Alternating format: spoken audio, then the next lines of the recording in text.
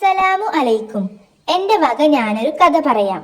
ഭക്ഷണം കാര്യമാണ് ട്ടോ പറയുന്നത് എന്ന് വെച്ച് ആരും ആർത്തി കളിക്കണ്ട. നബിയും സ്വഹാബികളും ഇരിക്കുന്ന ഒരു സദസ്സിലേക്ക് ഒരു കൂട്ടം ആളുകൾ കടന്നു വന്നു. രസകരമായിരുന്നു അവരുടെ പരാതി. അവർ പറഞ്ഞു, ഞങ്ങൾ എത്ര ഭക്ഷണം കഴിച്ചിട്ടും വയറ് നിറയുന്നില്ല നബിയേ. നബി അവരോട് ചോദിച്ചു, നിങ്ങൾ എങ്ങനെയാ ഭക്ഷണം കഴിക്കാനിരുന്നത്? ഒറ്റക്കാണോ അതോ കൂട്ടമായാണോ? ഞങ്ങൾ ഒറ്റയ്ക്കിരുന്നാണ്, അവർ പറഞ്ഞു. അത് തന്നെയാണ് പ്രശ്നം. എന്നിട്ട് നബി അവരോട് പറഞ്ഞു, നിങ്ങൾ കൂടിയിരുന്ന് തിന്നു നോക്കൂ, വയർ നിറയും, വിശപ്പും മാറും.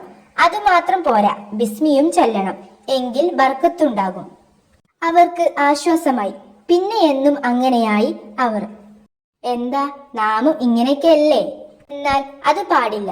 കൂട്ടത്തിലിരുന്ന് ബിസ്മി ചൊല്ലിക്കഴിക്കണം, അതിലാണ് ബർക്കത്ത്. എന്നാൽ ഞാൻ എൻ്റെ കൊച്ചു കഥ നിർത്തട്ടെ. അസ്സലാമു അലൈക്കും. കഥയിലെ പാഠം നിങ്ങൾ പഠിച്ചിരിക്കുമല്ലോ. അസ്സലാമു അലൈക്കും.